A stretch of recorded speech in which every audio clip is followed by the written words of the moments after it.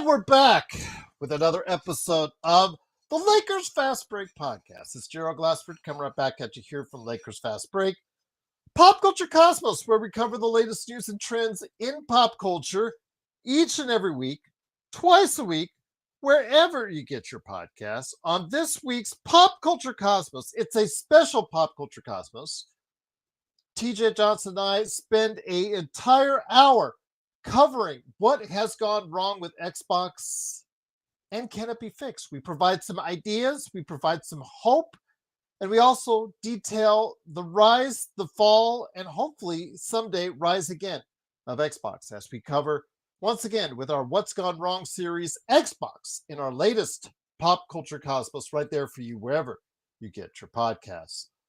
On this week's episode, coming up of the NBA Observations, it's now available for members right now. You could go ahead and get it.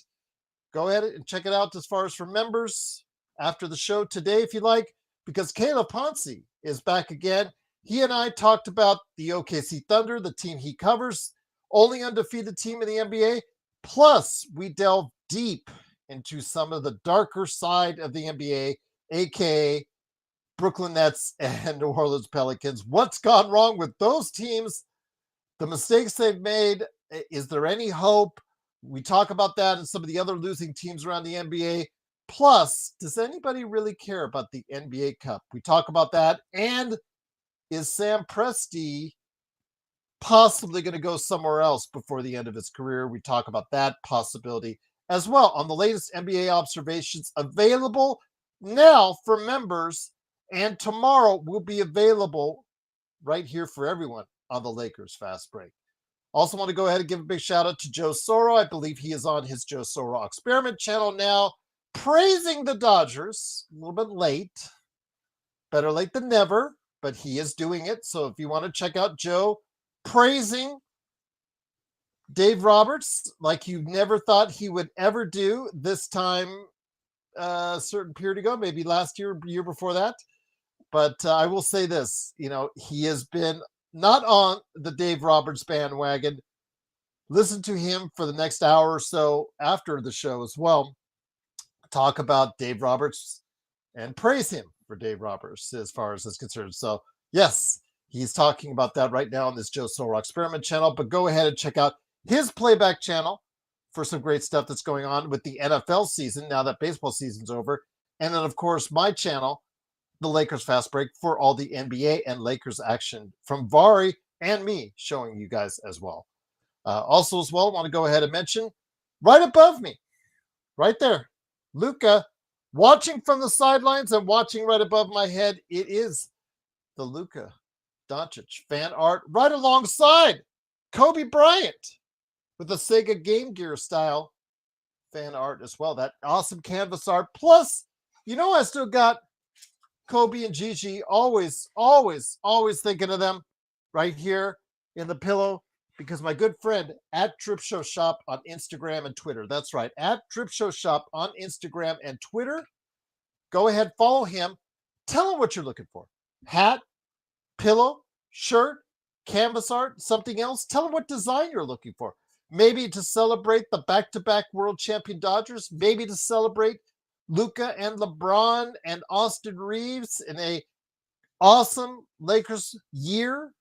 Maybe it's something else in mind, pop culture style. Maybe Taylor Swift or Demon Slayer or Pokemon or something like that. Tell him what you're looking for, because it's not just for the sports fan in your life.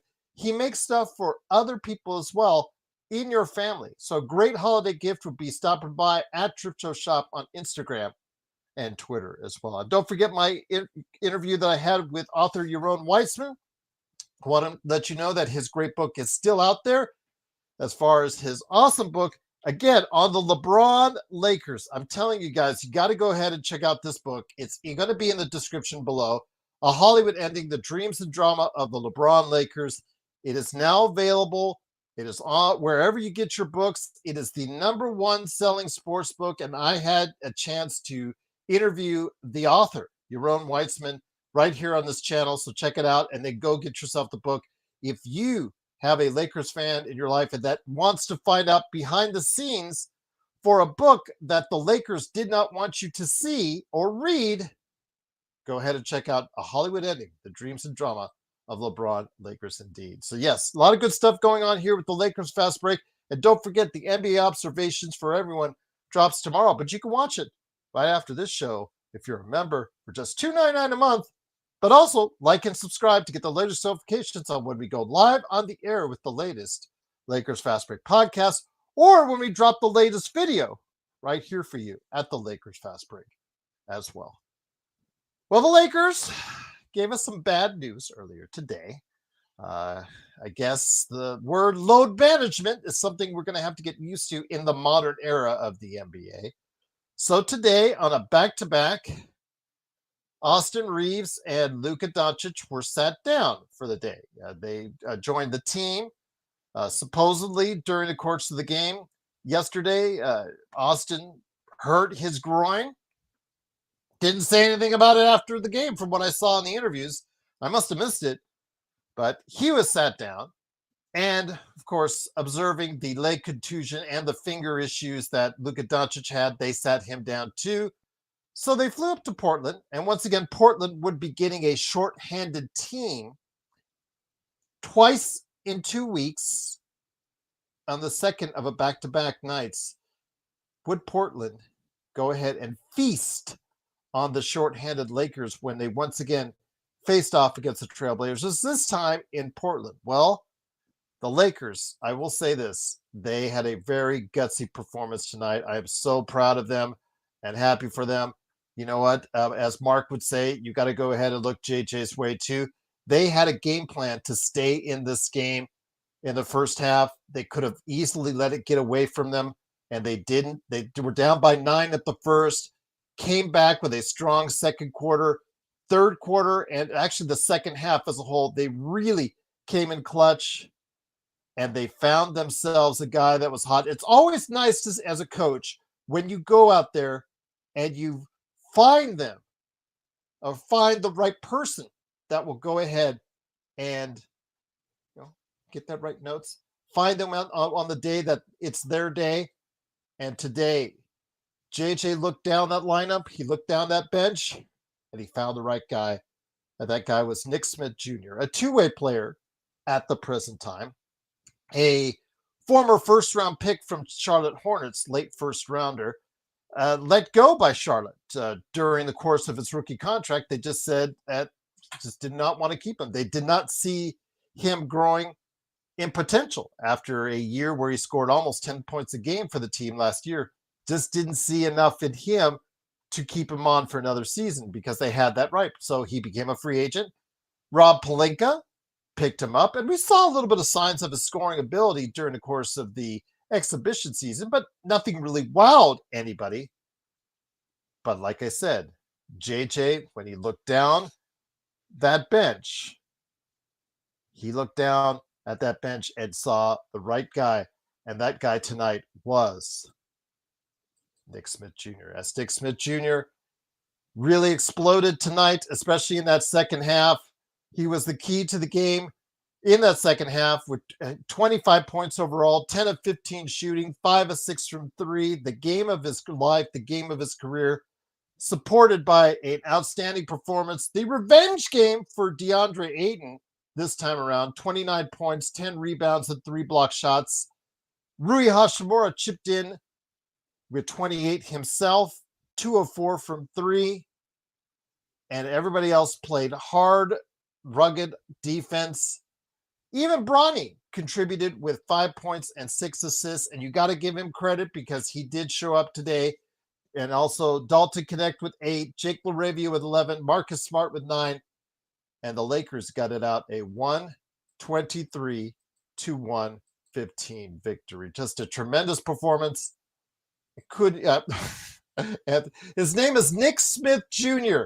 He's a former first-round pick of the Charlotte Hornets that the Charlotte Hornets let go after during the summer. So they just did not want to extend his rookie contract. So, it is what it is. And of course, the Lakers benefit, and it helped them win the game. I'm hoping the Lakers will be able to find a way to put him on a full-time guaranteed contract because he certainly earned it tonight. But we'll have to wait and see what exactly the future holds for this guy. But again, a great performance tonight. Absolutely got hot at the right time for the Lakers. And when it seemed like Portland in that second half was getting closer and closer, because they had their starters in there. They had their players in there. Their rotation outside of Scoot Henderson was pretty much intact. And they played them tonight. And they didn't function well at all for a team that was 4-3 heading into the game themselves, just behind the Lakers in the standings. But when it came right down to it, the Lakers found a way as they got closer and closer. I think they were down by, I think they got it down to a 1-point lead in that fourth quarter, but the Lakers, they prevailed. They fought back, and Nick Smith Jr., time and time again on possession after possession, kept making shots from inside the key, from outside the three, and absolutely what a great performance and a much needed one. And JJ hit on the right button today as the Lakers improve to 6-2 as they are 123-115 victors. Let me hear from you guys out there. What's going on? Truly appreciate the best Lakers chat that's out there is the Lakers Fast Break. Truly cannot thank you enough for supporting us. Again, I cannot thank you enough for being a part of what we do each and every time out. Looking forward to hopefully getting some of the guys here on. I know they're very busy, but hopefully looking forward to getting some of the guys here on the show, here to talk with you. SC, what's going on? Fine on. SC.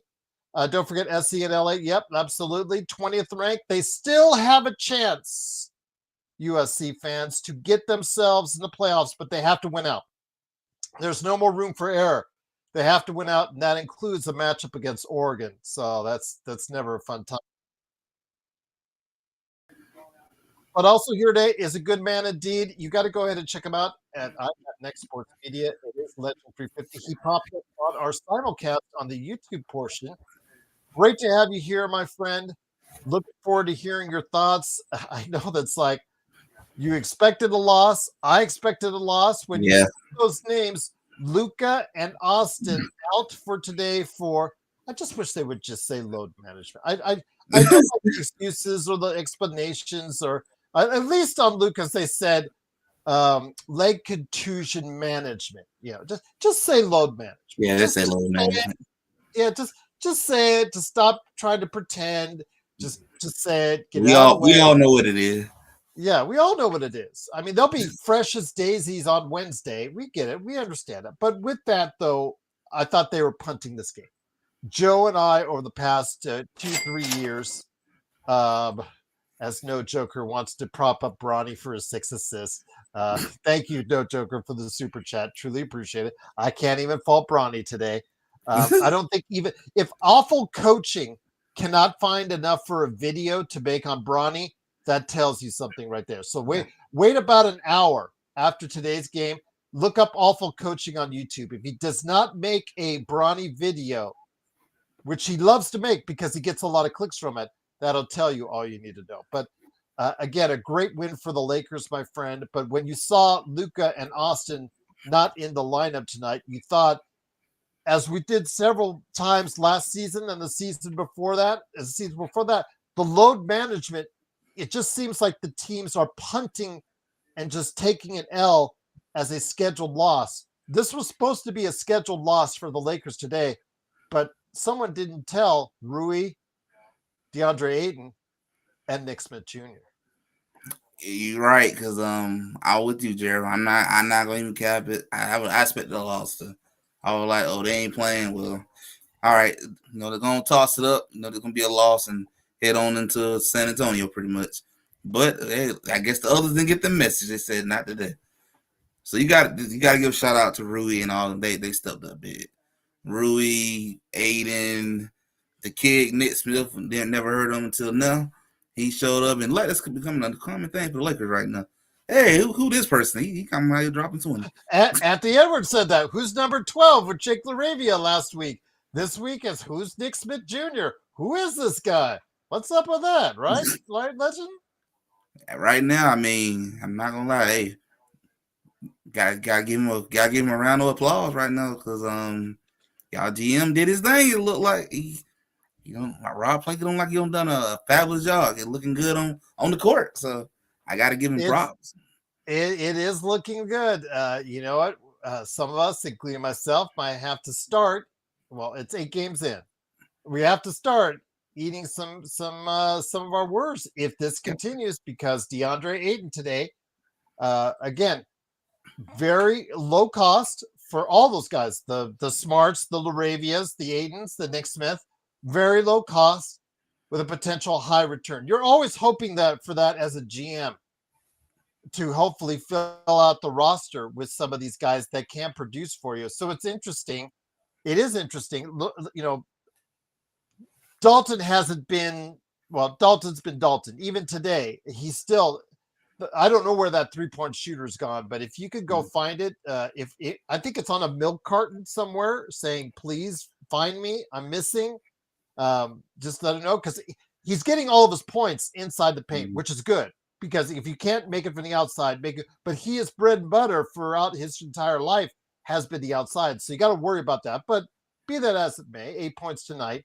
Bronny getting one of his career best games, 5 points and 6 assists, as noted there. But for the most part, these guys have not been able to help to the level. I've said repeatedly that having no bench at times, the Lakers statistically had one of the worst benches last season. This year, getting a very low cost Marcus Smart, a very low cost Jake LaRavia, a very low cost, relatively speaking, starting center Deandre Ayton, and an extremely low cost on a two-way Nick Smith Jr. Those guys were the key to your victory today.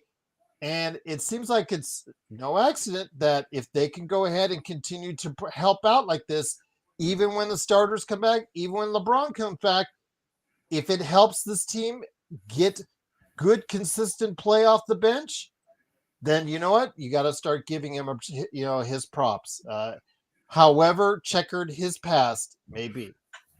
Yeah, you're right. We're gonna have to give him props, and Gerald, same as you. I'm gonna have to come. They keep doing what they doing, and I'm gonna have to come up and say, hey, they proved me wrong. I did not expect this at all. This Lakers team is really showing. It was more to this team than maybe what we originally thought in this team. More than what we thought that we saw on paper and on the internet. This team is really showing a lot of heart to do what they do, and I'm about almost to the point. I'm like, man, maybe I see why they didn't stay in LeBron now. Maybe I see why now. Maybe I see what they say. We good. We don't need your service. We gonna be okay. You can go on to Cleveland or do what you do. But this team looks really good. This is a really. I think nobody in LA Nation right now can't say they're not shocked at how this team has played off so far. This is definitely a way more shocker than seeing Oklahoma being 7-0 right now. Like this is something that nobody saw coming. So everybody on this team, JJ, everybody deserves a lot of credit. They have done a phenomenal job. It's funny because Ayton, Laravia, Smart, and Smith, as we've said before, coming into this season, Laravia to an extent, too, even though his is a 2-year guaranteed, he is still playing for a long-term contract and a future down the line. All those guys are playing for a long-term future. They are playing like their future in the NBA depends on it, especially Smith tonight. I mean, seeing that this is his opportunity to shine and he took advantage of it. I know a lot of people after tonight are asking for him. Why isn't he on a guaranteed contract? Guaranteed contract. Well, with the Lakers up against the cap, the second tax apron, it's going to be they're going to have to wait until if they want because they have a spot open. They have to wait until prorates down to a level where they can go ahead and slide him in there if they want to go ahead and do that, or they can move a contract at some point in time in the not too distant future if they want to do it sooner. But if that's the case, I wouldn't mind because obviously you see his scoring ability. Defensively, they found ways around having Bronny, having Dalton, and having Nick Smith out there, who all three have been, defensively challenged at times for what we're seeing. Um, Shakira. I do not think we'll be seeing Bronny at playoff time unless Yeah. it's really a dark time or a blowout. So let's slow down on that, please. But 6 assists for the Braun man, as No Joker put. He's very happy, and thank you again for the super chat. This is the kind of win. It just feels good because this is a win that everybody going in tough. So it said, why do I, before coming on to the game, why do I need to see it? Why? Maybe I'll take the night off too, just like they did, just like Austin and Luka did. He ended up coming on playback, so that's a devoted fan there for you. But it's so tough in today's load management to get wins like these when everybody's out. Portland, with almost all of their players, they're outside of Scoot Henderson again, Damian Lillard notwithstanding.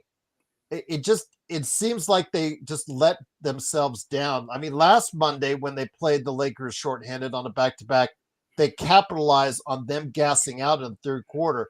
That did not happen today. I was saying, hey, look, the starters are in right now for Portland. At some point in time, the ways to the means has to come back to the mean at some point when you're playing your 11, 12, 13, 14 two-way guys against the starters for Portland. At some point in time, the starter, just the sheer talent has to take over. I'm as surprised as anyone that it didn't happen. I don't know if that's more the fault of the Portland Trailblazers or more to the benefit of what was done with J.J. Redick and the Los Angeles Lakers. So I'll meet it halfway, but I will give a lot of praise and flowers for the Lakers for playing with heart today and getting the win, Legend. I agree. I gotta give them a lot of credit for playing for heart because they could have easily just mailed it in to say, we ain't got our 3 main guys. You know what? Just forget it. Let's just play this game, lose it, head back home, and get ready for Wemby and the Spurs. But I give them credit; they came out here and played with heart and was like, "No, we're not finna mail it in. We're gonna try to win this game," and they did. You got to give a lot of credit to these boys for having that heart, and a lot of these younger boys stepping up. You had I want to say maybe like 3 or 4 guys with like 20 plus points. That's pretty good coming off the bench. Yeah, that's really good. Like you got to give a lot of props. And just put a button on the Bronny stuff, Legend. 2 games in a row where he doesn't hurt you. I call that a positive. Yesterday, he was a +1. Mind you, it's a +1. People are like, why are you freaking out? Plus, it's a positive. Yeah. He was on the court when something positive happened, and he was a part of it. And today, the same thing. Excellent passing from him today. No one can deny that. He got his opportunities, and for the most part, he made the most of them. So again, having Bronny out there tonight for the second night in a row was a positive, and I think that's a good step forward as a confidence builder for the young man. I know Joe doesn't want to hear it, but the truth is what it is, and you hope that this will build and lay the foundation for hopefully something more meaningful down the road. You're right. This is a good confidence booster for him, and like you said, you gotta give Bronny props. I mean, for once, he's not involved in anything being negative, because that's what we used to see when it comes to Bronny. You're either out there in garbage time, or if you're out there, you're turning the ball over or getting scored on, one or the other. But the last 2 games have been good things, good signs, and that's good for someone at his age, as well as somebody who is, probably got a lot of pressure on him, trying to follow dad and all that. So it's a good confidence booster for him wise to be able to go out there and say, hey, 2 games I went out here and did decent. Let me see, can I do it again? So gotta give Bronny props too. Gotta give him props. I know a lot of people probably don't want to, but I gotta give it to him. He don't show it up the last 2 games. Again, it wasn't a plus minus. He was at a 0. Wasn't a negative. I'll take it. I will take it. I will take it indeed. But the big winner off the bench, again, Legend, I say this, and I've said this before. Again, the Lakers had one of the worst benches in the league last year. And I said coming into the season, they need more productivity from the bench. Last night, they got it with Laravia coming off the bench for 20-plus points. Tonight, I don't think anyone had on their bingo card that Nick Smith Jr. would do the same thing, but he did. But when the bench comes up with 38 points, That is substantially more than what they were doing on average last year, and that is a big help, especially when your players like Luka, like LeBron, like AR are not in the lineup. And them the type of guys you need to step up when your main three are not playing. You need them guys that nobody expect to step up. They end up stepping up, and that's what Nick Smith Jr. did today. He had a heck of a performance. Like I said, I ain't never heard of Nick Smith until tonight in Portland. I get the feeling Portland probably asking each other too, like, who is that? You guys ever heard of Nick Smith? Okay, hey, he can shoot. We gonna do this, and this. He can shoot. I get the feeling Portland wasn't ready for that either, and that's pretty good. I would love to know Rob, please, how you found Nick Smith. You actually been doing your job pretty good so far, finding hidden gems all over the place. So that's pretty good.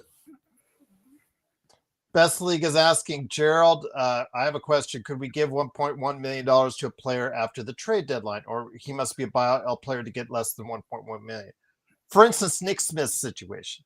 As a two-way player, I forget, was it 40, 45, 42? I don't know. I forget how many games that they're allowed to play at the NBA level as a two-way player.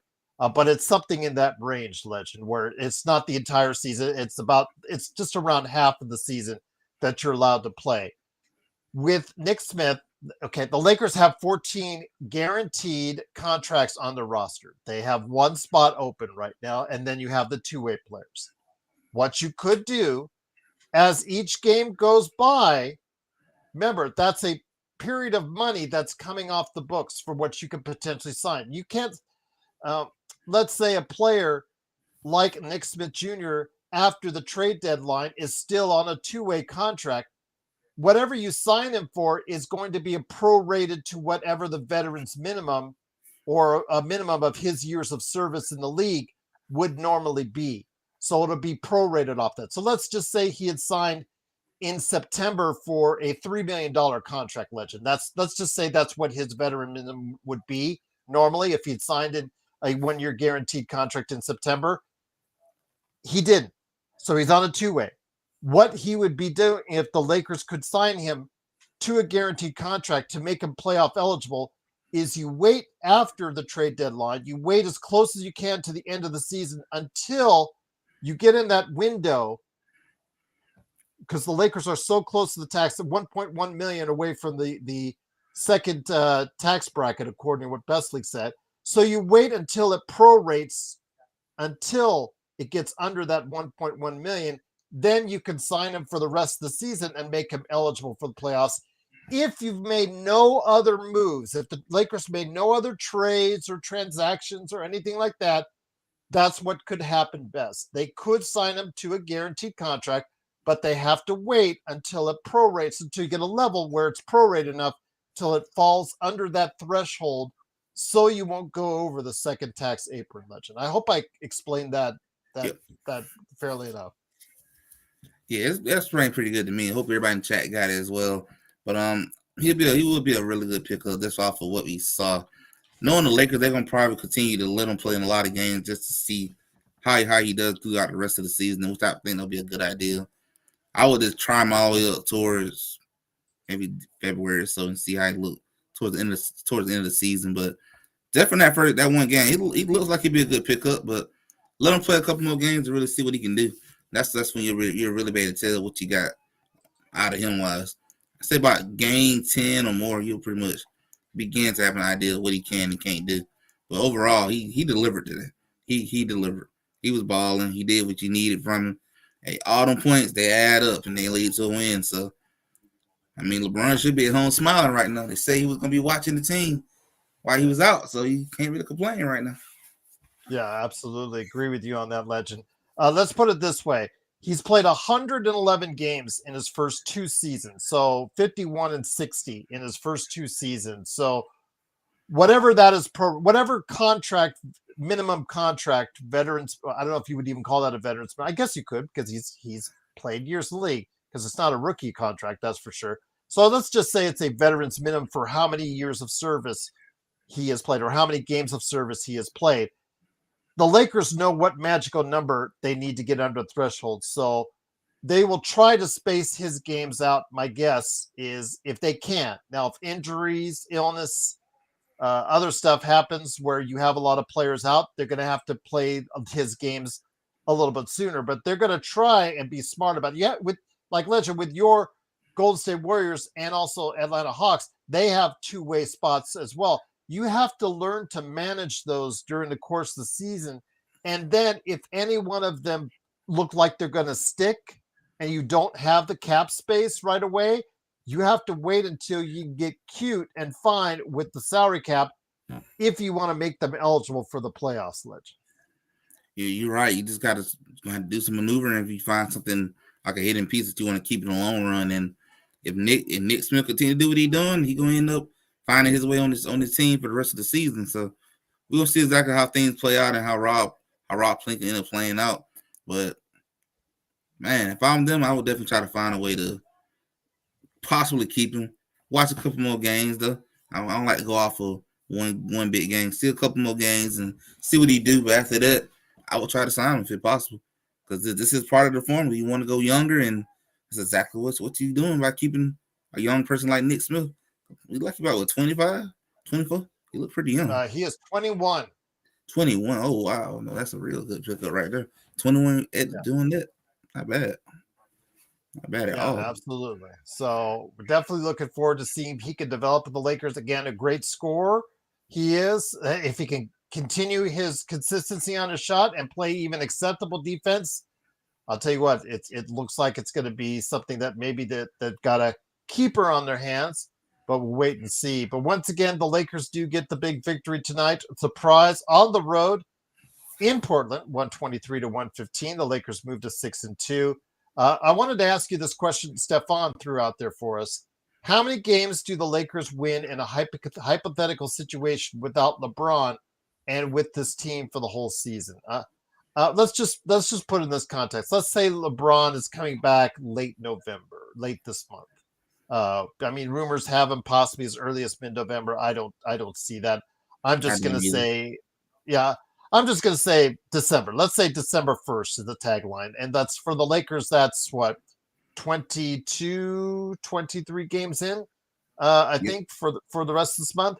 Your thoughts, my friend, on what they would be ending up like before he comes back on, in your opinion? I would definitely say, I think if you're going by the end of December, I haven't seen the rest of y'all's schedule. I think a tougher game coming up will probably Oklahoma, it looks like. Next Wednesday, probably a toughest one coming up. I think the Lakers team can win. How many games you guys got the rest of this month? Let's say 15. I can actually look it up here in a second. But let's just say he hits 23 games before LeBron comes back. Let's just say let's call it 23 games. Yeah, let's call it that. I could definitely see this team winning at least up about 15, 16 games without him. That's what I thought too, which would be great. That would be right in the thick of the Western Conference standings. Probably put them around second, third, or fourth. Not second. I'd probably say third or fourth in the Western Conference standings, which again, before you're getting your second, well, I don't know if you can call him your second scorer anymore with LeBron now that AR is playing so well, but you're one of your top scorers. You're one of your top players, even at 41. It still is a great achievement if they could be at that level. But yeah, I'm really happy to see what they're doing. Big shout out to you guys in the chat. Tough, CJ Calvin, Kubro. May the force be with you, my friend. Xbox, Stefan. Great to have you here. The Lakers with a big victory again. Best league. Always great to have you here, my friend. I know I'm hard on you sometimes, but it's all because of love, my friend. Just much love to you, my friend. Legend. Again, I don't want to make too much of this great start and put too much into it. It is only 10% of the season when it comes right down to it that we played so far, 10%. But I want to say that getting off to a good start does help you. You had a team, Legend, Golden State last year, that got off to a great start last year. Got the De'Anthony Melton injury, kind of went down to the dumps, kind of meandered for a little while, and then the Butler trade really got you back into things. Your thoughts on, my friend, on what a good start means to you in the league? It means a lot. It helps give you some cushion when things go wrong in like December or January. It helps out a lot. So if you were to start losing some key games in them couple of months, that's when them games that you won early on in like October and November, that helps put a cushion to them losses. So to me, it's important to try to capitalize on many games as possible because it's a long season. Anything can happen, and them wins could really end up being a key deciding factor when the Western Conference can be so bundled up between 2 to 7 to 8 and all. So them few little wins that people may think, oh, it don't mean nothing, could mean making a big difference. Could be the deciding factor the way you landed. So it helps out a lot. Cause I saw that from one of the Warriors last year. That hot start helped tremendously to keep us in the playoff picture when we was going through some struggles. So it pays off in the long run. Oh, that's good to hear, my friend. Young Lido, come on. Do we have to start the name calling already? Please, come on. Let's. He's just back. He's been out for a few days. He went over and spent some time with the fam. Good spirits. Got to see, as he called it, the best, and I will call it too, the best World Series ever. What Tough I think mentioned, or was it Div? I think Div. One of those guys mentioned Bill Simmons, Boston lover. He said it's the greatest World Series of all time. Don't take it for our word for it. Take it from him. Just a tremendous World Series, tremendous performance. And he's here basking in the glow of it. He just got off his channel, the Joe Soro Experiment. It is Joe Soro. Joe, good to have you here. You and I haven't spoken live since then, but my heartfelt congratulations as a longtime Dodgers fan. You know, the season has had its ups and downs. Before you want to get into today's game and all the great things from it, your thoughts and that you encapsulated that people need to check out in full on your channel about the LA Dodgers. This was the first season I didn't miss a game. I'd never done that in baseball. And even if they hadn't won it, I talked to Jeff about this, I think it was a couple weeks ago. I said, I'm very proud of this team. There's a difference. There was a difference this year, even with some of the crappy stuff that they did. I just kind of realized the last 3 weeks before the World Series started where I was like, these guys got something, man. They just got something that I hadn't seen. Even though they had won last year, I had this feeling like, well, sometimes you can get on a little run in baseball and then that's it. That's usually how it plays out. That's why repeat champions are so rare. And then I saw something. I saw something in the Philly series. I saw how they, choked Milwaukee. They just choked the hell out of them. Mm-hmm. Thank you, Legend. Oh, anytime, Gerald. You got it, my friend. Later, Legend. See you soon. I see you, Joe. And I hadn't seen that before from them. I was used to seeing Laker teams do that. The Kobe teams, the Shaq and Kobe teams. Saw a little bit of a glimpse with the LeBron and AD at his heights teams. I saw the Steelers almost kill people. I thought Willis McGahee died in the 2008-2009 AFC Championship game after Ryan Clark hit him on a post in the middle of the field, right? That's how my brain works in terms of dominance. It's absolutely destroying a team's will, destroying a fan base's or an opponent's fan base's will, because that plays a part, right? Philly was one of the loudest stadiums in baseball, and I heard very little noise in Philly. Those 2 games are in Philly, and they never went back. Right? Milwaukee, maybe not the loudest stadium, but those guys kind of had what Toronto had, where they thought they had won something, and the Dodgers pounced them. And then in the end, in the World Series, they showed Toronto fans that they hadn't won shit either. And Those are the type of wins in this kind of environment, with the stakes being what they are and the accomplishments that they already had. When you can outdo what you've already done at its highest level, to me, that's when greatness now is bestowed on you. Greatness is still good if you win one, but when you win two, that means it really wasn't not luck, but it wasn't one of those times where everything kind of went right for you. Everything was going wrong for the Dodgers, everything, and they still got through it. And not only that, they're the repeat champions in a league that is virtually impossible to repeat. And it's gotten harder because now you have 18 teams making, I'm exaggerating, the playoffs. You have to go through 1, 2, 3, 4 rounds now, like the NBA. When back in the day, the first 70 years of baseball, you won the pennant and then went in the World Series. Then they made it championship series. And then you went to the World Series. And then it became wild card series. Then you went to the NLC, the championship series. Then you went to, like, the stakes have gotten higher. So I had Yankee fans who are butthurt for some weird reason about the Dodgers. They were cheering for the Toronto Blue Jays. Didn't Toronto like whoop the shit out of them all year? Like, why are you cheering for the Blue Jays? It's not like the Dodgers are going to catch up to your championships, right? The championships We they had won. trolls on this channel. Yeah, like what you guys won your champion. You guys won 25 of your championships, your 27 in the previous century. So go watch TV on the past.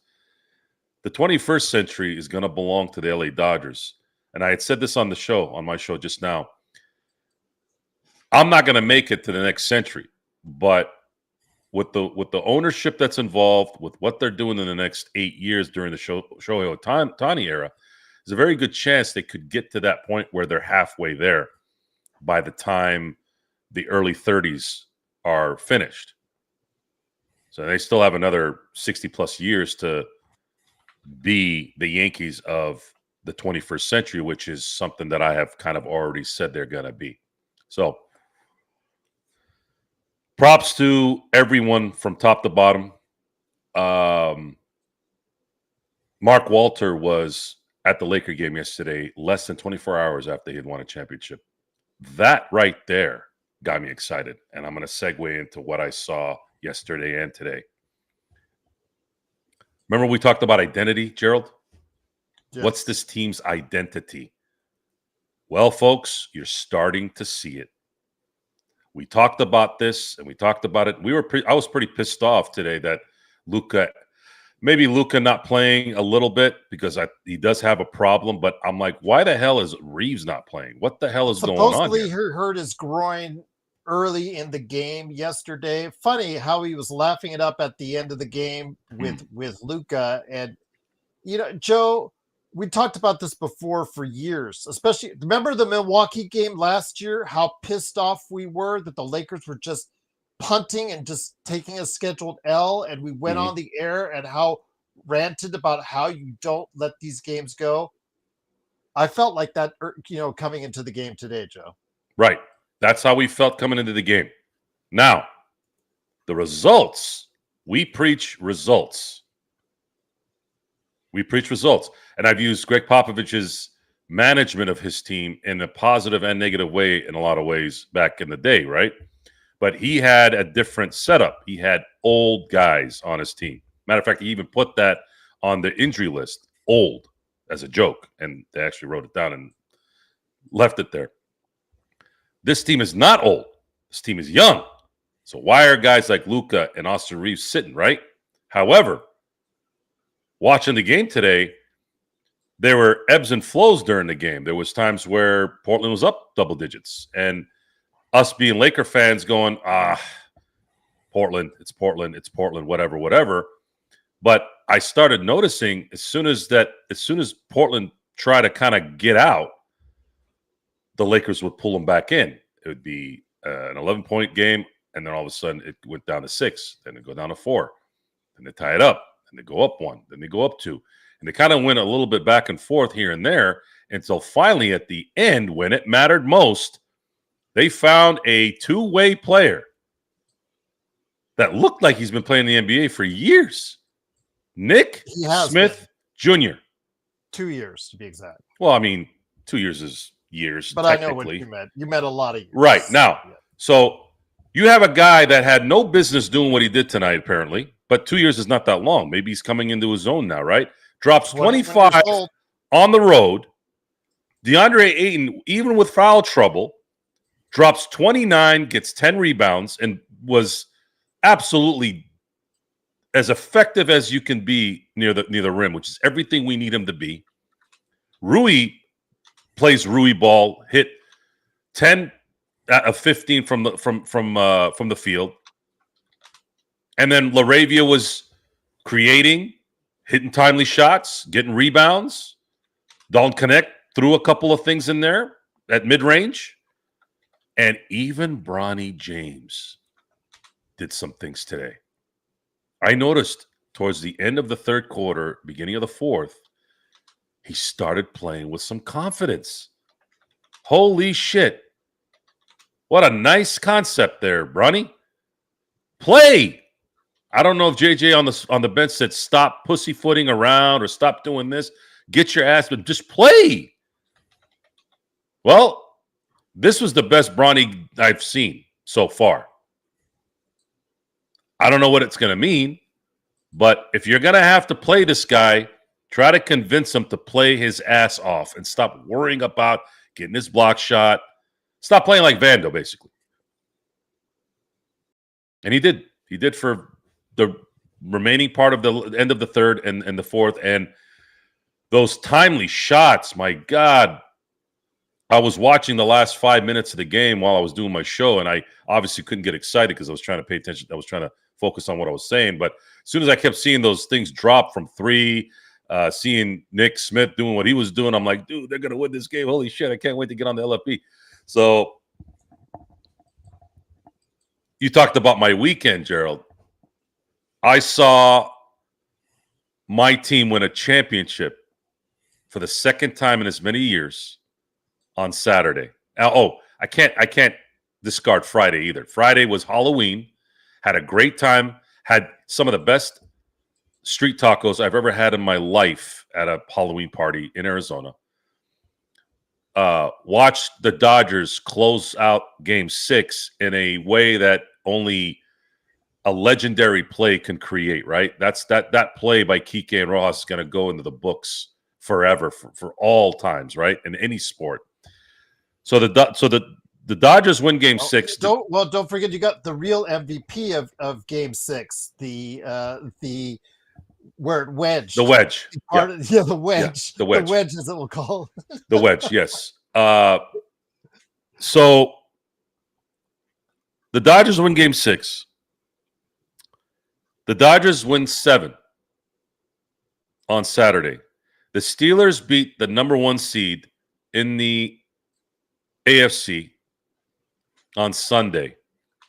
The Lakers win on Sunday. And then the Lakers win at the back end of a back-to-back in Portland. I got to check the stats on that, G. When was the last time the Lakers beat Portland in Portland on the back end of a back-to-back? It's been a while. That has to have been a while.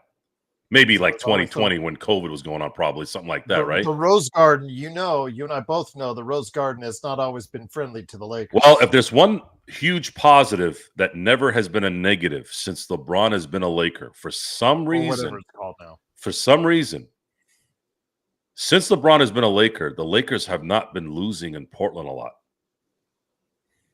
So he has that to be able to hang on his mantle. I don't know what it is. Even if he's not playing, Lakers seem to be pretty fortunate in Portland.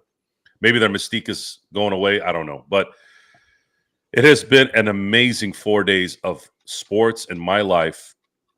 And the fact that the Lakers look like they're starting to build an identity.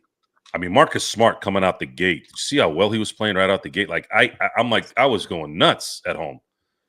I was like, dude, Marcus Smart looks like he is rocking and rolling, man. This is what it's going to be. Laravia's getting under. You could see he's getting better. You could see he's positioning himself really well. When he has an open shot, he makes it. on a regular basis. Connect is slowly connecting back into what he was before the trade. And now you have Nick Smith Jr. coming out of nowhere who's going to give him depth. Now you have to worry about, is Gabe Vincent going to be available? I mean, guys, seeing Mark Walter there was like, I feel like when guys like that are that good are around, everything around you starts to get better. And it's happening. And I am so happy right now. I'm so happy everywhere. Yes, cool, bro. Austin Reaves has already had a 40-point plus game this season. Yes, that's why he was averaging 31 on the season. Oh yeah, I had a crab and shrimp boil Sunday night as well. There you go. Sucks to be Joe this past weekend. watch Seattle make Washington look like a 1AA football team. Yeah, and I coached the dumb maneuver keeping Daniels out there so he could dislocate his elbow. What a dumb move, but it is what it is. JSJ, yes, after a performance like tonight, he does deserve a look as far as they're concerned, but they have to wait. For now, they have him on a 2-way contract. They can let those 40 games or so, fill up, and then if the time is right, and the Lakers haven't made any other moves, and it's prorated to where they can sign him, they'll sign him for the rest of the season. I mean, he's going to be on the Lakers roster at some point in time. I think after tonight, Joe, you will see Nick Smith Jr. probably signed as security for later this season at some point. When it's financially viable to do so, they'll sign him to a guaranteed contract, so at least he'll be playoff eligible. But speaking of that, Joe, like I talked about with Legend, we're 10% into the season already. Your thoughts, 10%, 6-2 is above my expectations, seeing how Luka's been out for 3 of those games. Or is it 4? Anyways, 4 of those games, actually. Austin has been out. They've been done so much with whatever limited assets they've had and still have a 6-2 record.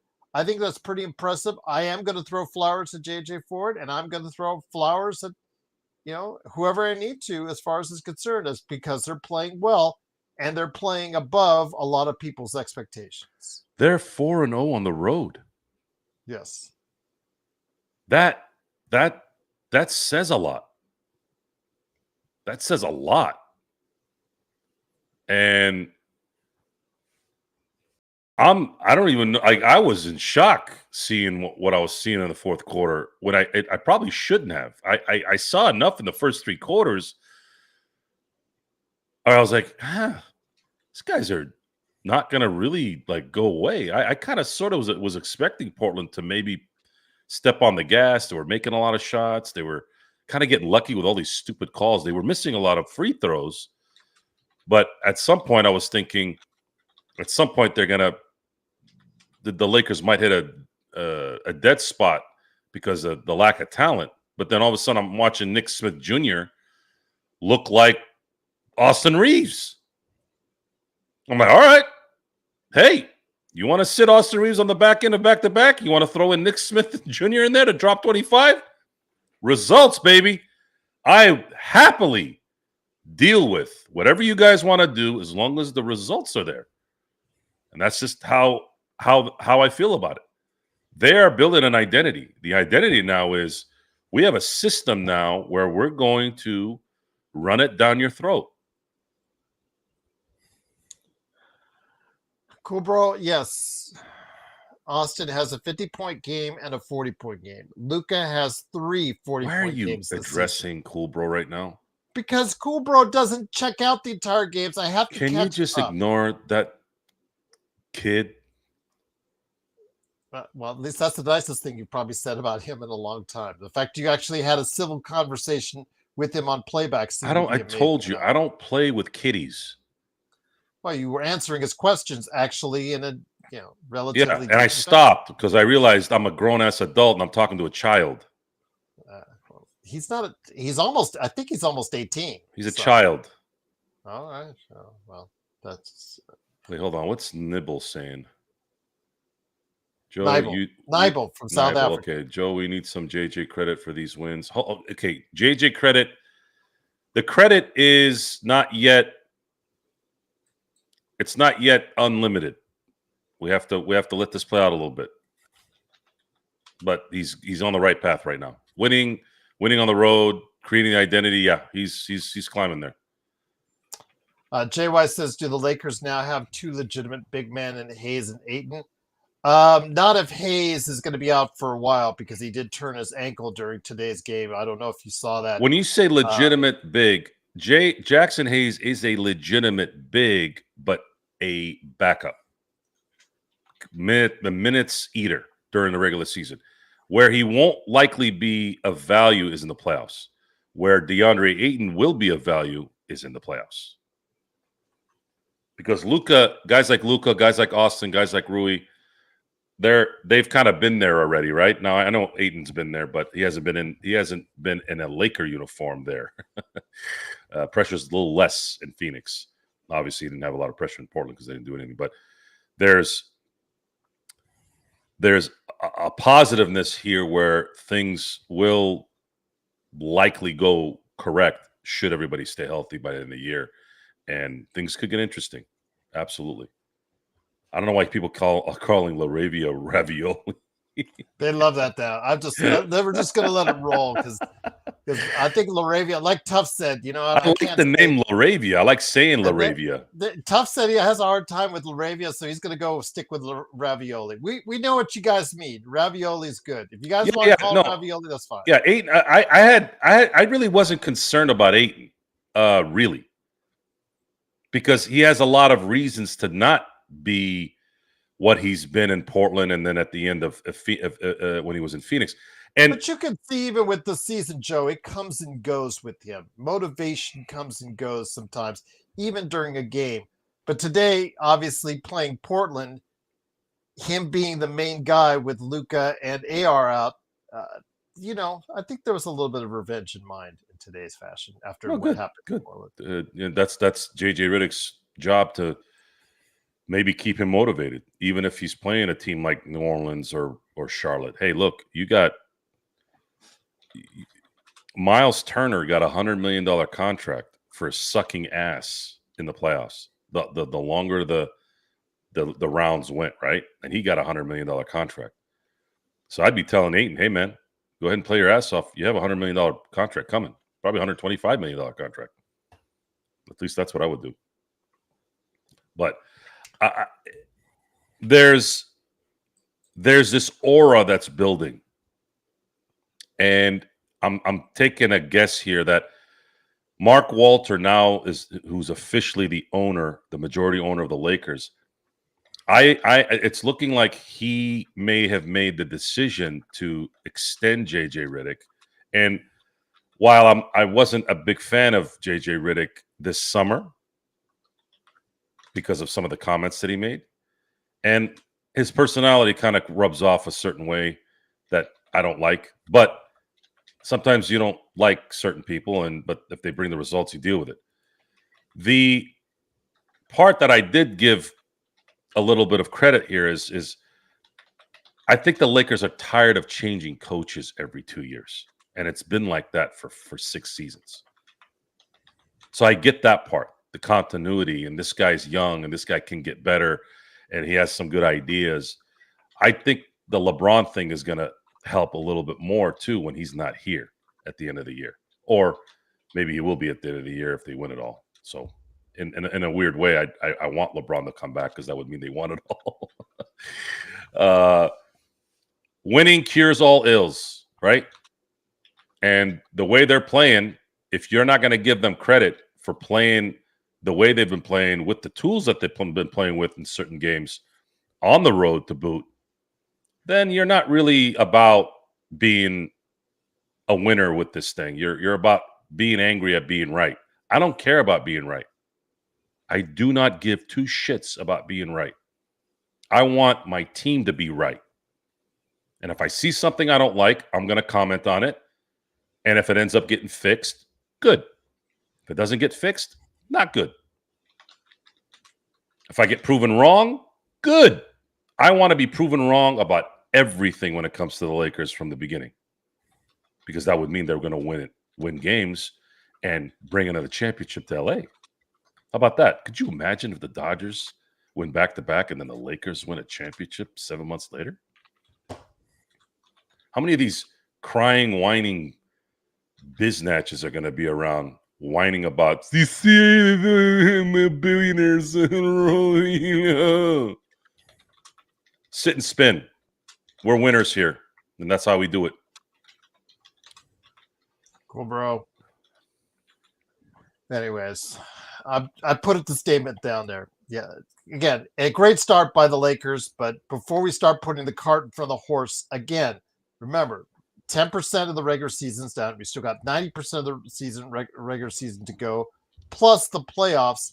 And remember, the playoffs are about matchups, and regular season is different from the playoffs. As we saw, the Lakers finished third in the West. We all thought they were going to go on a run, or many of us thought they were going to go on a run, and that stopped real quickly because of matchups against a team that was ranked lower than we were. Now, mind you, they were only separated by a game or 2 games at best, but still, we have to put things in perspective. OKC is still at the top of the West right now, undefeated.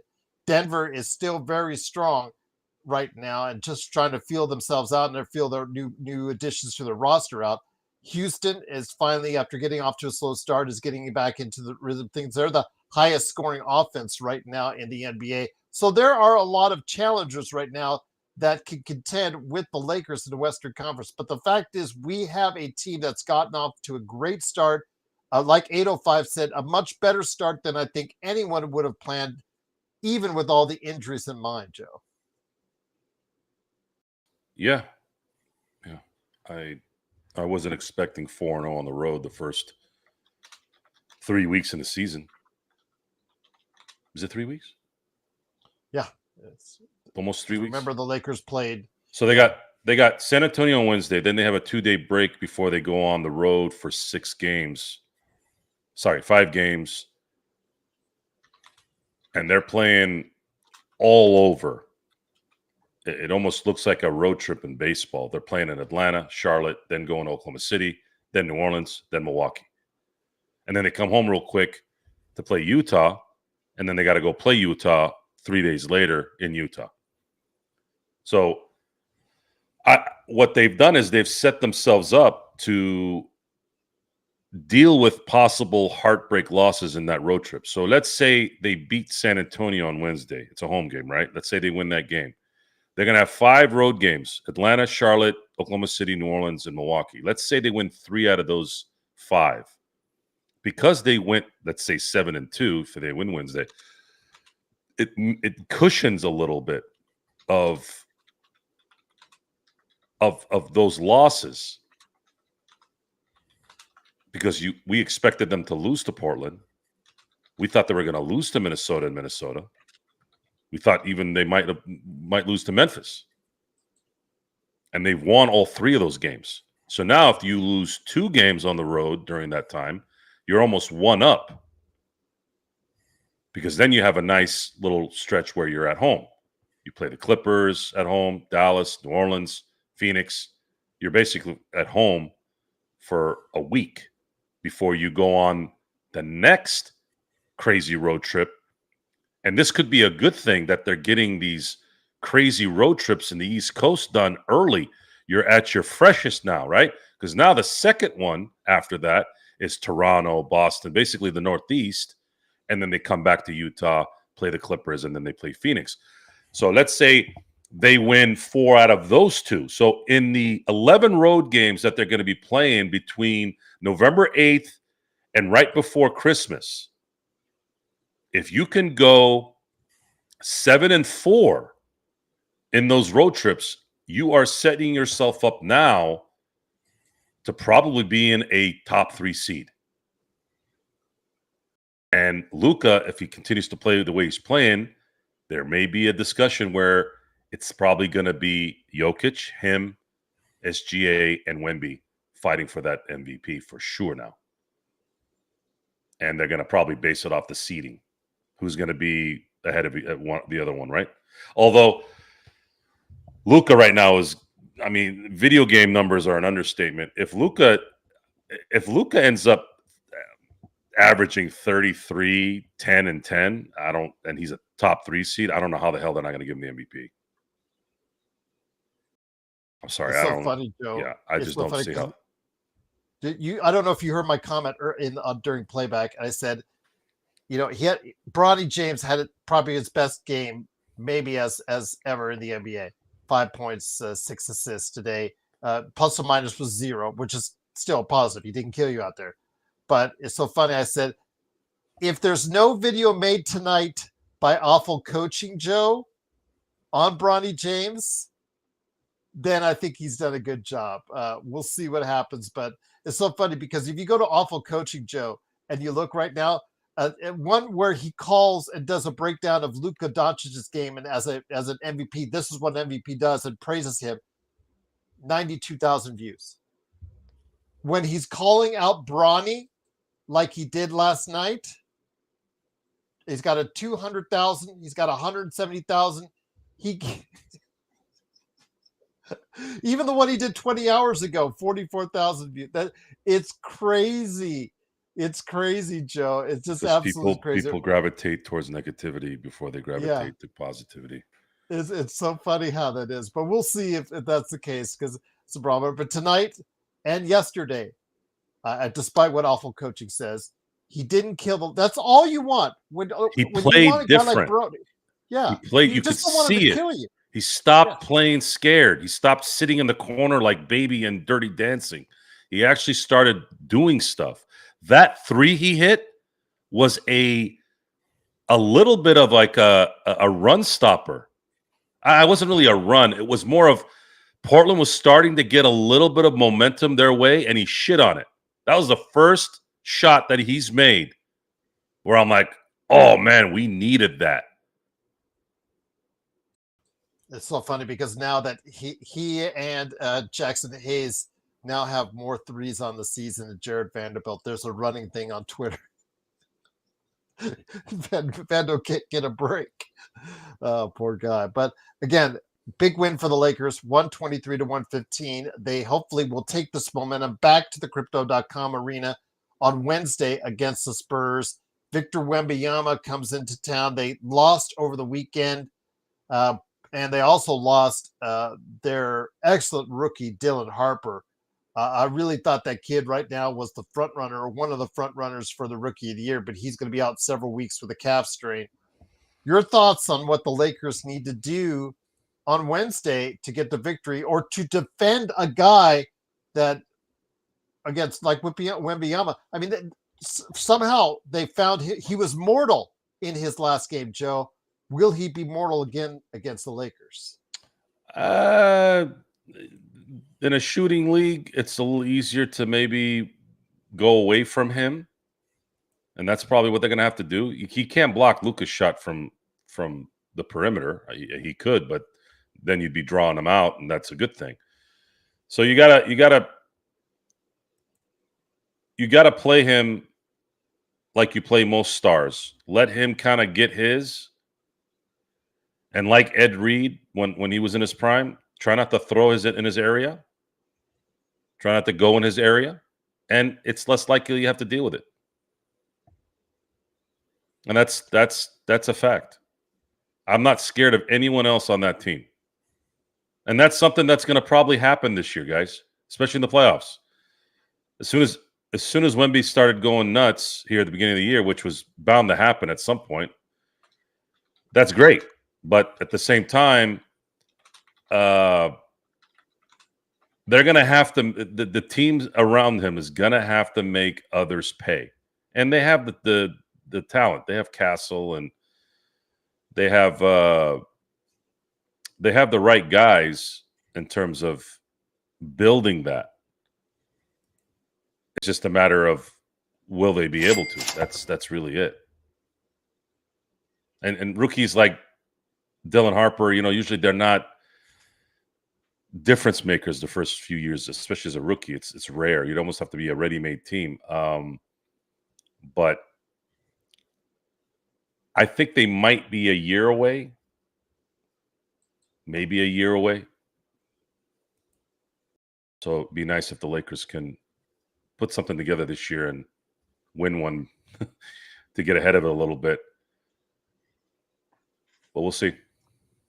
We'll see. Tough. I did have a conversation with Caleb Ponce on tomorrow's NBA observations for everybody else. Right now, it's available for members. If you want to hear my discussion after the show, it's right there available for you as members, but I will release it to everyone else. We do talk about the Spurs as far as DeAndre Fox, coming in, or as far as DeAnthony Fox, sorry. And then also what happens with Castle and that whole deal with Harper as well. Again, Castle and Harper look like they're the future of the San Antonio Spurs backcourt. And like we go in discussion on that as well. So yeah, go ahead and check it out. NBA observations here after the show if you're a member, or wait till tomorrow if you're everybody else. But it's a good show and a good conversation I have with him. But no, Joker, thank you so much. Rest well, my friend. Appreciate the super chats, including the one you just dropped for us. Who is that number 20, Joe? Nick Smith Jr. Tonight, again, the low cost, high return Lakers that, you got to give Rob Lowe, aka Rob Pelinka, some credit. They looked good tonight, the acquisitions that he made. He looks like a guy that really wants to play in the NBA. Talk about confidence. Man, if you needed a visual on what confidence is, just play Nick Smith Jr. the last 5 minutes of this game. And this is even after he was already playing well, but he turned it up a notch. While I was doing the show, I was doing a lot of this, and every time I turned, it seemed like he was hitting a clutch shot. I was like, dude. And it didn't look like, lucky go me, I'm having my zone moment. He looked like he'd been doing it for years. And man, does this team need that with some of the botches that they've done in the draft? Boy, if they can find another needle in a haystack, woo. The kid's only 21, Joe. Oh my God. It has been as good of a 4 days of sports as it could be. Not just because of the winning, it's because it's the winning and knowing that there's something else that's going to continue. That's great. That's a great feeling to have as a sports fan. Absolutely. You weren't tempted to go to the parade today? No. I've been to 2 Laker parades. And I know it's different. I know that the Dodgers ones seem to be a little bit more less hectic. It's the kind of only word I could think of. I don't like being around a crowd like that in general. I going to a ball game is a little different to me. It's when I get there, I'm parking and then I'm going into a stadium. I'm not really around a bunch of people walking around and doing that kind of stuff. I'm sure down the road, maybe I might go to another one somewhere if the Lakers win, if the Dodgers win again, whatever. But it's not something I think about. I've been there, done that. And the last one I went to was the 2002 championship, Laker one. And I saw grown adults act like complete and utter orangutans that were on meth, throwing bottles in the air with kids around, smoking weed. Lawrence Tanter got on the PA and yelled at people, "Stop throwing bottles." Imagine that. Hearing Lawrence Tanter yelling at people with his voice. I'm like, this isn't my area. This isn't I didn't come to this thing to have a bunch of grown adults act like a bunch of freaking crazy monkeys. Well, with that, though, congratulations go out to the Dodgers. It was just so cool to see Mark Walter. Okay, he's accepting the World Series trophy on Saturday and takes the private jet. And that was, I mean, the feeling. Look, we talk about instinct. So to kind of correlate this with what happened during these 6 and 7 games, right? We talked about Dave Roberts finally getting out of what was his main weakness, which was not doing things when he should, right? It started last year when he bunted against the Padres. You don't bunt when you're using analytics. You don't do that. When I saw that, I was like, and they scored both times he did it in the playoffs. And I was texting Jeff. I'm like, Jeff, he started laughing. I go, what did I say? Analytics are nice. Preparation is nice. Scouting is nice. I get it. But sometimes you got to go with your instincts. You're in this every day. You're seeing these people every day. Putting in Rojas in 6 and 7 changed history.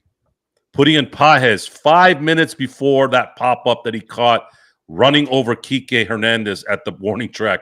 That happened literally 5 minutes before that play happened. 5 minutes. Might have been less. And you can say, oh, it's luck. Oh, good timing. No. You start to develop an instinct for stuff.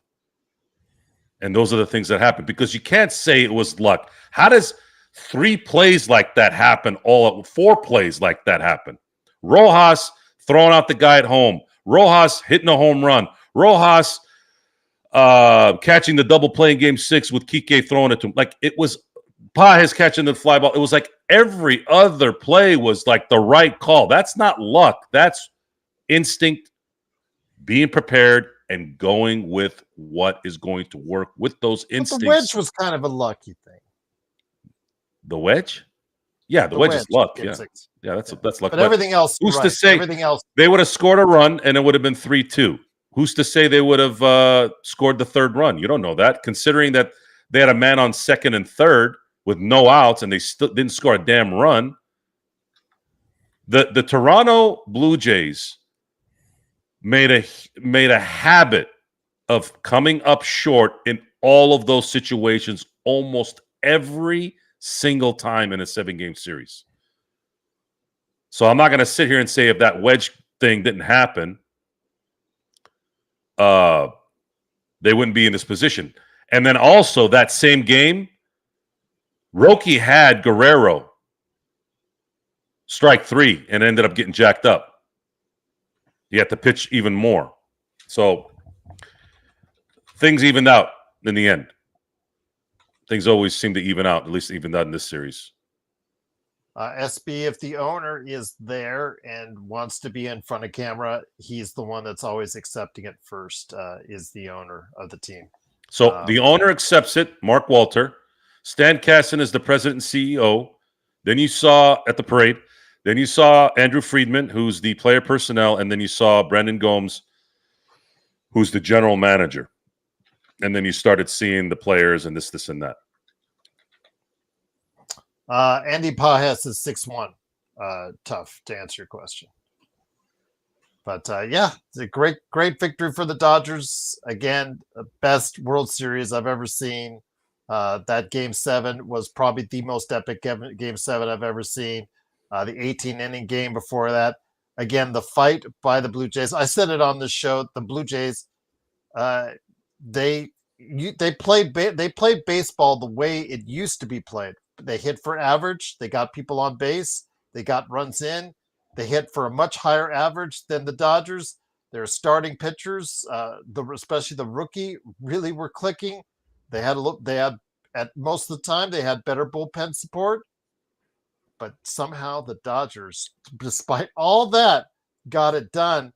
And in the game, again, in Game 7, the pivotal game, it was old school versus new school, analytics versus the way it's always been done, Joe. Hitting for average, getting people on base. It's the single, the solo home run. The solo home run. It's the slug. That one a day. Yeah. It's the slug. The slug, I said this on the show. All that hitting they had, all those men on base, when it mattered most, slugging won. Slugging won in the 8th inning, slugging won in the 9th inning, and slugging won in the 11th inning.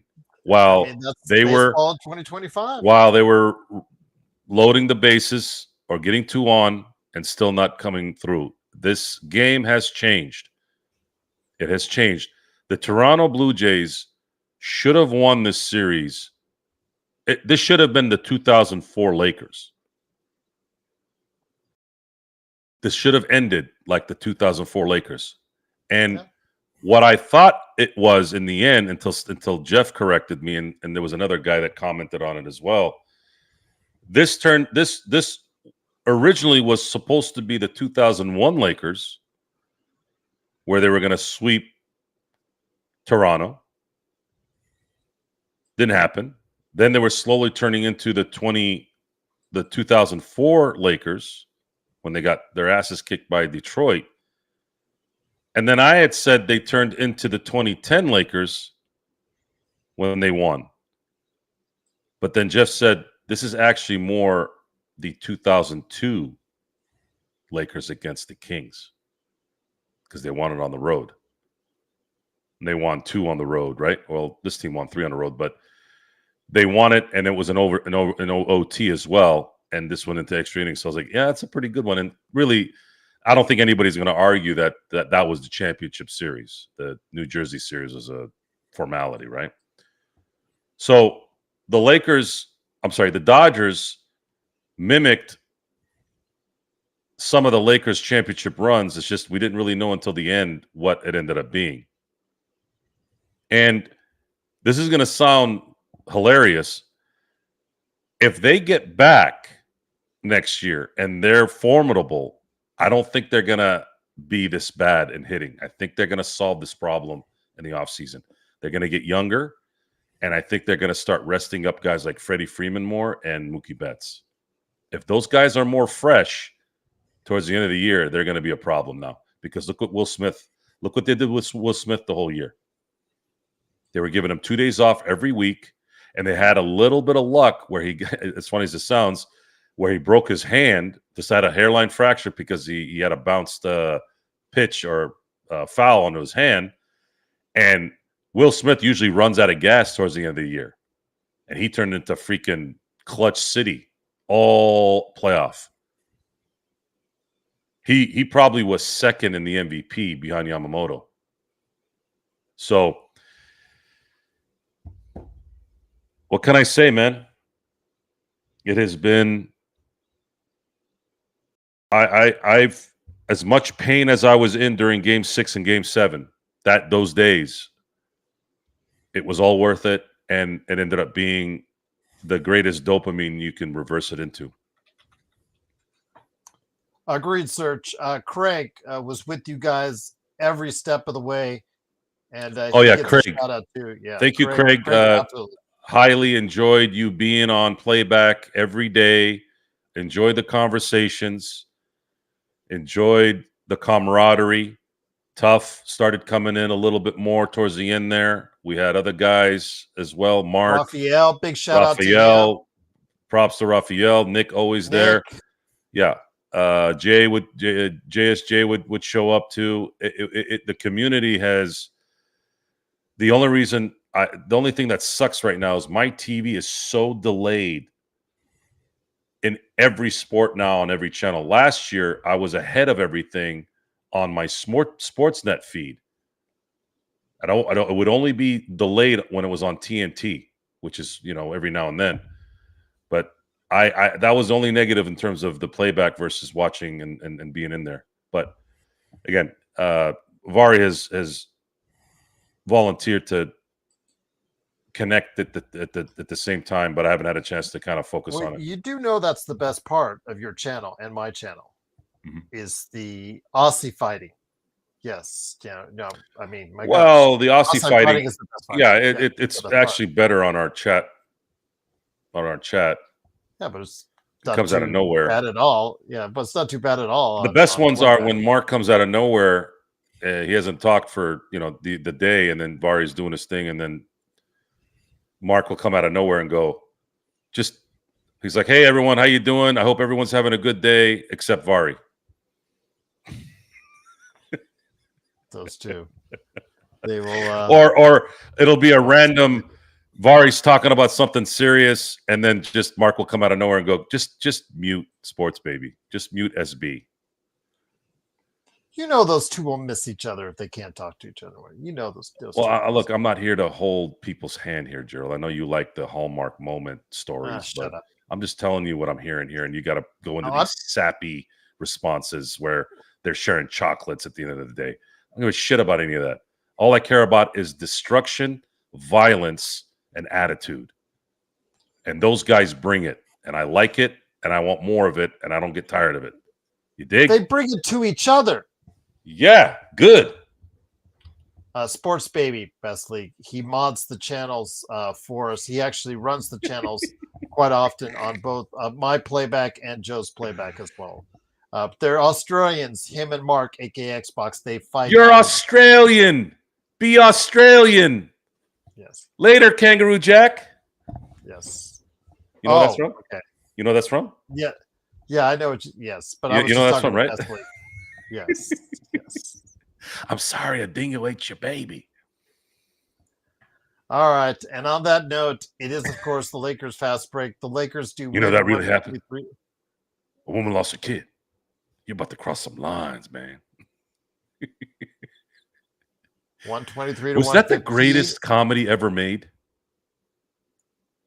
No. I'm sorry, I didn't phrase that right. Not the best comedy. Tropic best Thunder. The best. What would be the genre of that movie? It's a spoof of something, right? Oh, I don't know. I don't know how to explain Naked Gun. It's not really a Naked Gun, though. Airplane. It's really. It's good. not. It's not that kind of spoof. Funniest movie. I think those are the the spoof. The greatest spoof movie. You could argue the first Naked Gun was the best ever. Deadpool. I was laughing out of the seat on that one. Yeah. The first one was very funny. Yes. My wife and I were just rolling over with laughter on that one. Xbox says, "Trust me, I regret telling SB to come back and back." Well, you know what? There you go. All right, but on that note, it is of course the Lakers fast break tomorrow on this channel. Arizona teams being like LA teams, you need to have the right owners, Ralph. So Kroenke owns the Rams. Kroenke's won a championship in every league where he owns a team, whether it's the Avalanche, whether it's the Rams, whether it's the Denver Nuggets. And then Mark Walters owns LAFC. They've won a championship in the MLS. He owns the Dodgers. They've won 3 championships since he's owned the Dodgers. He just bought the Lakers. He's going to win championships with them, especially now that you have Luka and Austin doing their thing and the resources they're going to have from that. So it starts with the man on top, baby. It starts with the boss, and then that trickles down. But you guys lost your hockey team. Yeah, they went to Utah, and now they're winning. Utah Mammoth, which is a good name, by the way. And they're actually winning now. The nicknames are usually pretty good, usually pretty shitty. But that one actually, when I heard, they're going to be the Utah Mammoth, I was like, oh, not bad. That sounds good. Thank you, Stefan, for the compliment there. Truly appreciate it, Stefan. But again, thank you to everyone that's watched and listened. Phil Jackson didn't have patience, though. If you want proof, just go talk to Vladimir Radvanovich. Yeah, I know that. Yeah. And Slava Medvedenko. So Slava Medvedenko almost dies. Okay, he passes out due to food insecurity. I don't know he didn't eat anything but a Snickers bar, apparently. That was the report. So he almost dies. He passes out. I'm exaggerating, almost dies. He could have maybe hit his head on the concrete and snapped, whatever. But he passes out. Phil Jackson's being asked, hey, what's going on with Slava? Or, I'm sorry, he didn't get asked what was going on. He goes, Slava just passed out. Apparently, he just ate only a Snickers bar, and low blood sugar ended up making him pass out, blah, blah, blah. And the immediate result from Phil Jackson was, that's a real juvenile diet.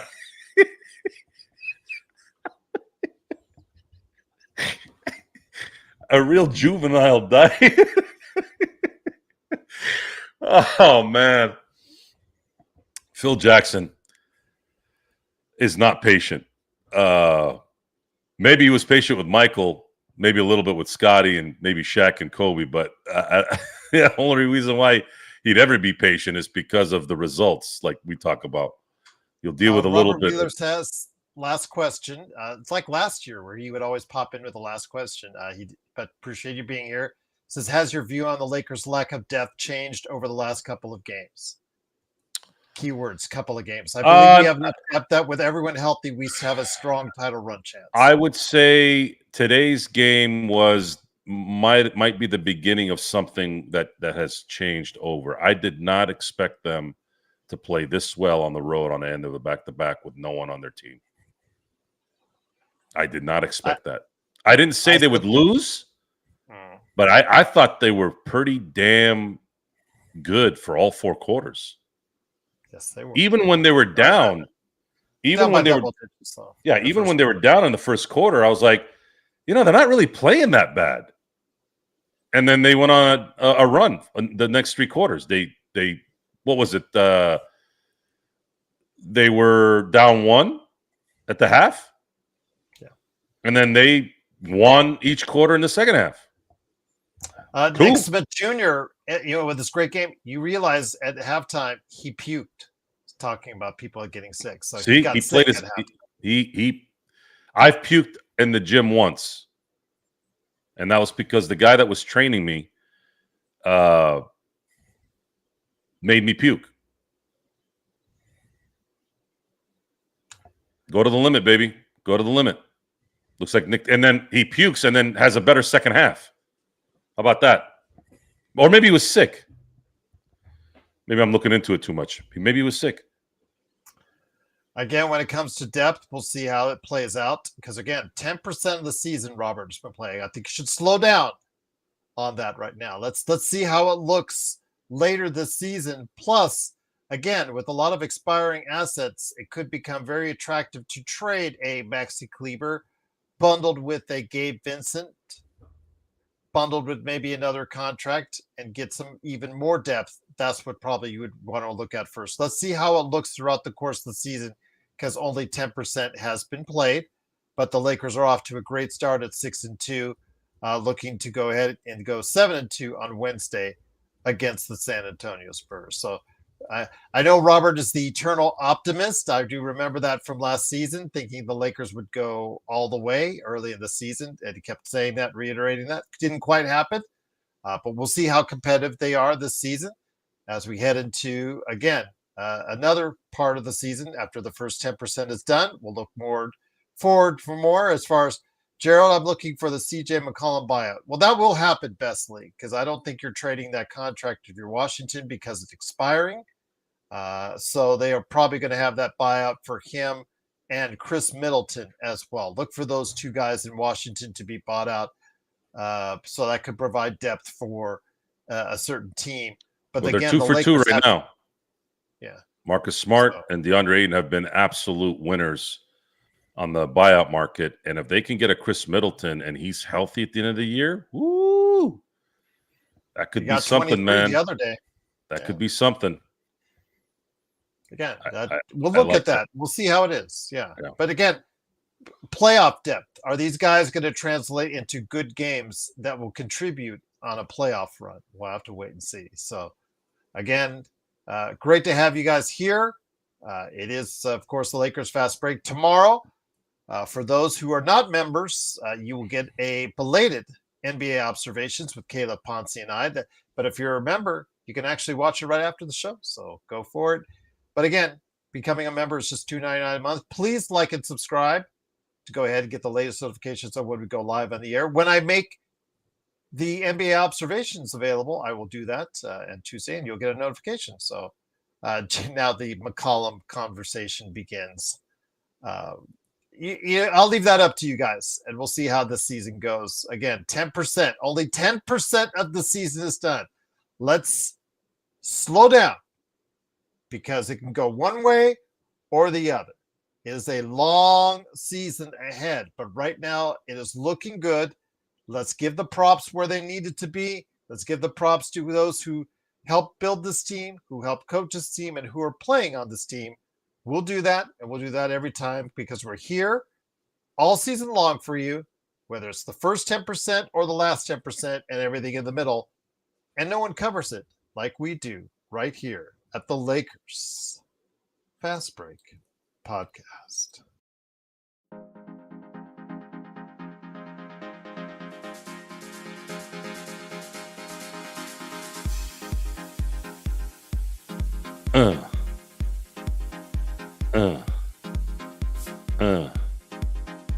Uh.